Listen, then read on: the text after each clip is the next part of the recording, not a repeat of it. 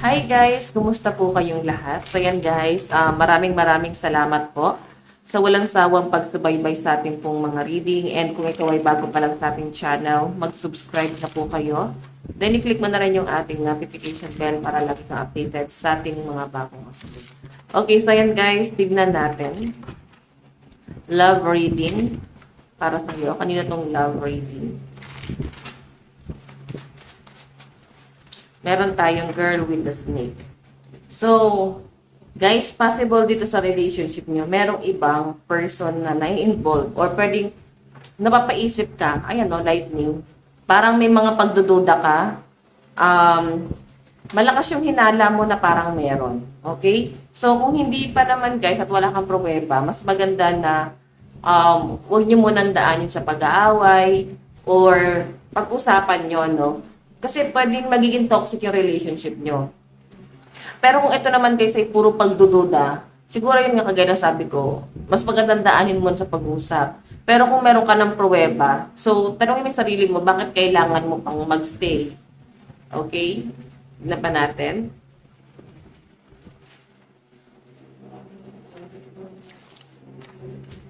Tignan natin.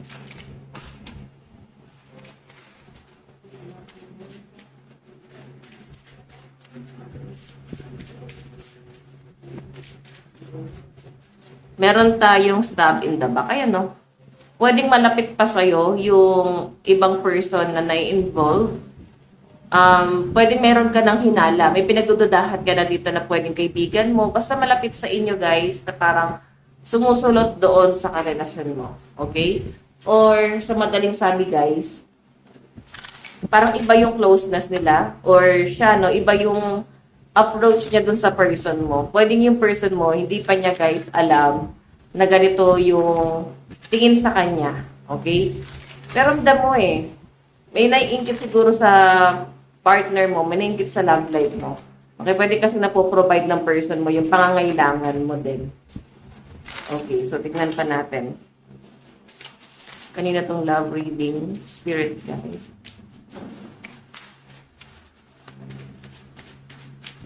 Love reading po, spirit guide. Meron tayong The Grim Reaper. Okay, The Grim Reaper. The relationship is over, no second chance. Grow, transform your life. Ayan. So, pwede kasi guys na meron ka ng, matibay na ebidensya. Pero I think may problema dito is yung ibang involved, no? Pwedeng kaibigan mo eh. Talaga, malakas yung pakiramdam na nasasagap ko rito na pwedeng malapit talaga sa'yo. Yung nanunulop sa person mo. And pwedeng pag-uusapan nyo ito ng person mo, then siguro dumistansya ka na lang. Okay lang din naman kasi na wala nang kaibigan sa panahon ngayon, guys. Pamilya mo na lang at yung friend, yung karelasyon mo, yung boyfriend mo or yung girlfriend mo, yung makakasama mo. Minsan, hindi rin nagiging maganda ang naidudulot ng kaibigan. Pero may kaibigan naman guys na napaka-healthy nang naibibigay sa inyo. Okay? Nakakatulong naman. Pero siguro, depende sa sitwasyon, pipiliin mo rin yung pwede mong kaibiganin. Okay? Tignan pa natin.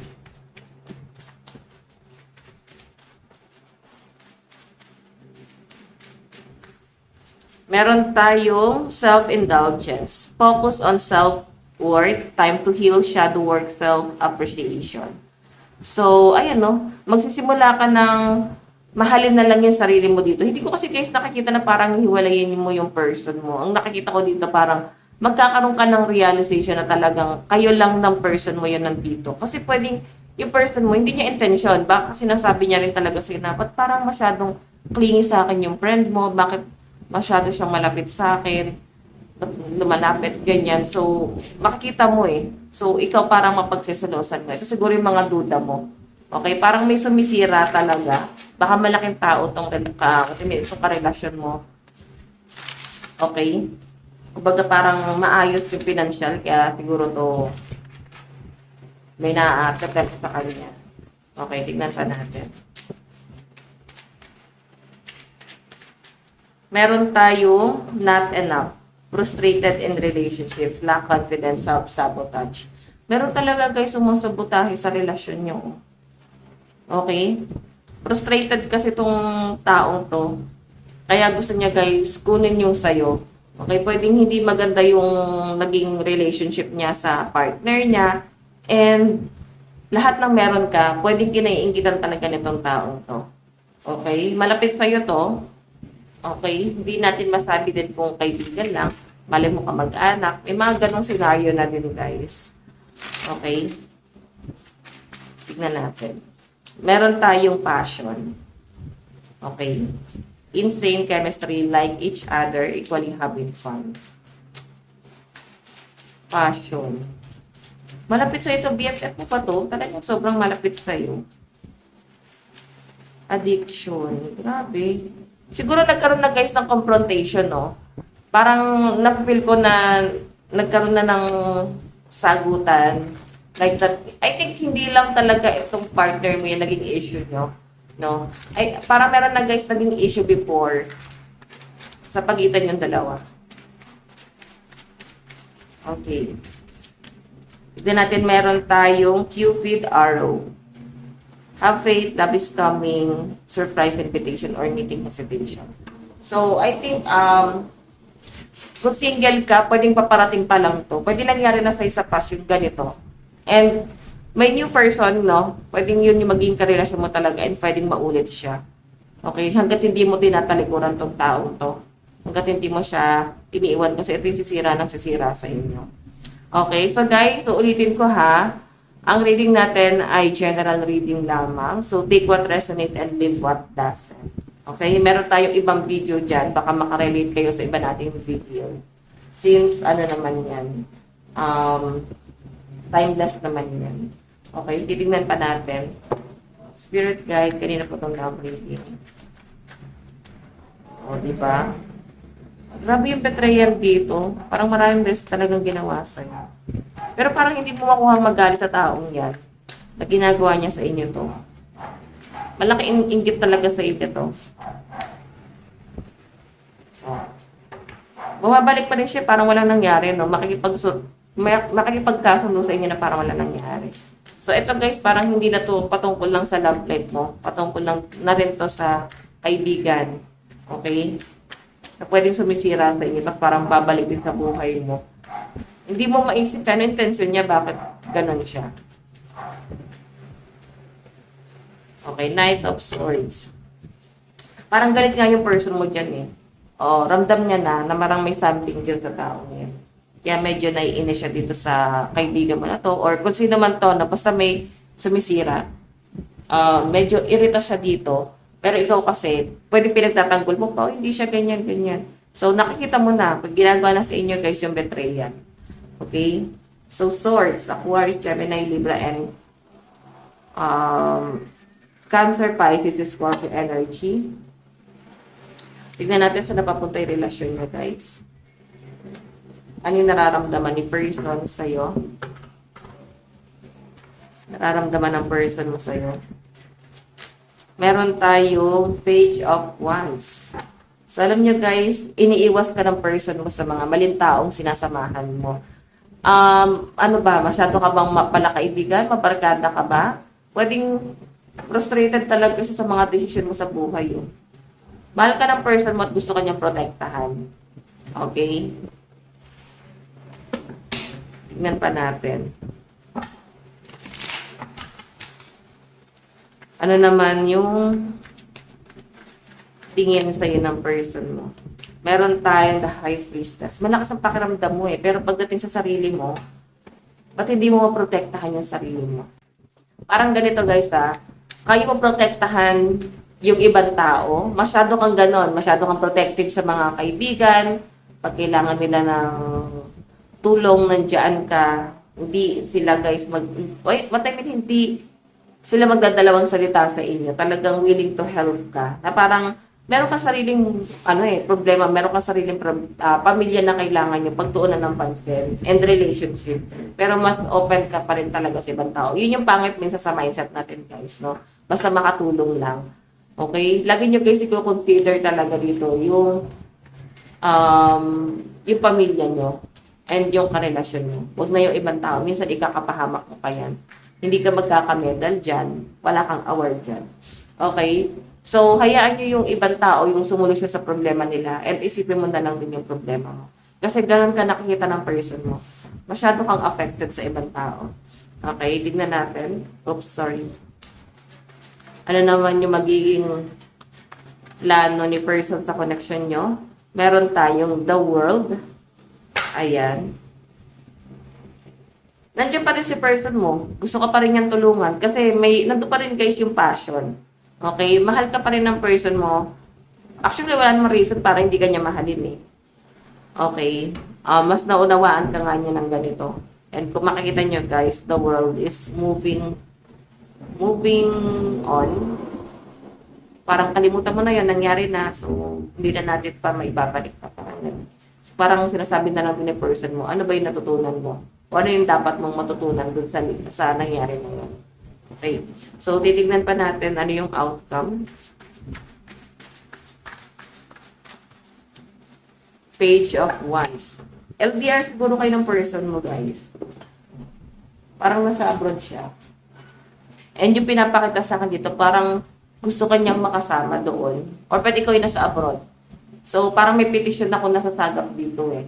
Parang gusto niya na magkasama-sama kayong dalawa. Ayun. Okay, parang aayusin, ipaprocess na papers. O pwede meron kayong inaantay na travel. Yung madami na inggit sa inyo, baka travel body kayo. Tignan natin yung zodiac sign. Aries, Gemini, Taurus, Leo, Capricorn, and Pisces. Taurus, Leo, Aries, Virgo, Gemini, and Cancer energy. Okay. Virgo, Aries, Leo, Taurus, Sagittarius, and Capricorn energy. Tignan pa natin. Ano yung nararamdaman mo, no? Sa'yo naman. Nararamdaman mo kay person. Nararamdaman mo sa person mo. Okay. So, para kang batang umiiyak sa person mo, no, na dinadaing mo talaga lahat ng mga problema mo ngayon. So, ito yung problema. Ito yung resulta ng mga maling hakbang, decision na ginawa mo sa buhay mo. Kasi parang pwedeng mas inuna mo talaga yung ibang tao kaysa relasyon nyo. And, alam mo yun, parang napaka-matured lang ng person mo na wala naman siya, guys, sinasabing, alam mo yun, para lalo kang malubog sa ganyang sitwasyon. Sa halip parang inintindi ka pa niya. Oo. Tignan natin.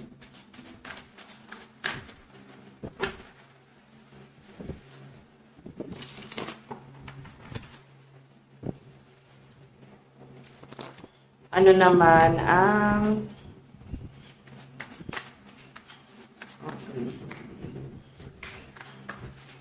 tingin mo? Oh, the Tower. So, muntik na talagang masira itong relasyon niya na to dahil sa ibang tao. Okay? Uunahan niyo talaga lagi yung goal niyo parehas mag-partner. Huwag yung ibang tao. Kasi talagang sisirain kayo niyan, guys, no? Yung tipong nag-build ka ng foundation para sa ibang tao. Pero yung foundation niyo ng person mo, wala. Okay? Hindi kayo nakakapagsimula. Kasi parang mas alam mo solusyonan yung problema ng iba kaysa sa problema mo. Ayan, the Tower. Ending to. Meron kang kailangang matapos ng gawin. Okay? Kailangan mong baguhin sa sarili mo. Ano yung plano mo? Ayan, no? Mag-build ka ng foundation para sa'yo. Para sa pamilya mo, mag-set ka ng goal sa'yo at sa partner mo. Yun nga lang, guys, habang nagbe-build ka, nakatingin ka talaga lagi, sa iba. Sa ibang bagay. Ayan, no? So, nasa inyo na, guys, yung pagkakamali dito. So, trigger warning, guys. Binabasa ko lang yung card. So, sinasabi ko lang, guys, na unahin mo lagi yung sarili mo. Wag na yung iba kasi madadamay ka pa sa gulo ng mga yan. Outcome. Meron tayong death. Actually, marirealize mo to. Siguro, nandun ka ngayon sa Saturn return mo. Okay, so death, ending, and new beginning. Marami ka nare-realize. And etong experience na to ngayon, marami kang matututunan. And parang hindi pa naman huli ang lahat. Parang nakikita ko nga sa inyo na talagang magsisimula ka ulit sa umpisa. Ito kasi ending and new beginning. Meron ka nang tatapusin at meron ka nang sisimulan na bago. Okay, tignan natin yung zodiac sign sa side mo. Aries, Taurus, Leo, Virgo, Sagittarius, and Capricorn. Meron tayong Leo, Virgo, Aries, Cancer, Taurus, and Gemini energy. Sagittarius, Capricorn, Libra, Scorpio, Pisces, and Aquarius. 3 cards na papunta yung relasyon nyo. Meron tayong vote, receiving what you need, progression, arriving, moving on, closure. So, may nakita talaga akong travel. Baka meron kang inaayos na visa. Okay. Meron tayong mask. So, ayan, lumayo ka na sa mga taong mapagpanggap na pwedeng sumira sa inyo. Alam mo yon, masyado kang mabait at hindi mo nararamdaman ano yung intention nila sa inyo. Okay, the dragonfly, be light-hearted, finding out things, coming to light, adapt, change, heal. So, di ba, kailangan baguhin mo yung ano mo, kung paano ka mag-isip, paano ka sa sitwasyon. Okay, love advice. Meron tayong forgiving and learning. Di ba yan, no? Ikaw to, humingi ka ng tawad sa person. And nakikita ko naman guys na maayos niyo to. Okay? Sinubok lang talaga kayo ng ibang tao. Tignan pa natin. Meron tayong free yourself, palayain mo yung sarili mo, huwag ka na masyado mag-overthink. Okay. Meron tayong flirt. Okay. Balik mo na lang ulit yung pagmamahalan niyo ng person mo para hindi ka na masyadong naapektuhan. Message sa'yo ng person mo. Meron tayong I want to feel that way again. So, siguro, parang wala ka sa mood. Parang lagi kang tulala kasi naisip-isip mo pa rin yung mga nangyaring problema. So, ang gusto ng person mo na parang, okay na yan, ayusin mo na yan, huwag ka nang ganyan. Alam mo yun? Meron tayong I want to tell you how I feel. And I will wait for a sign from you. So, yun guys, ito lang po ang inyong daily love reading. Bukas po lahat. God bless and love you all. Bye-bye.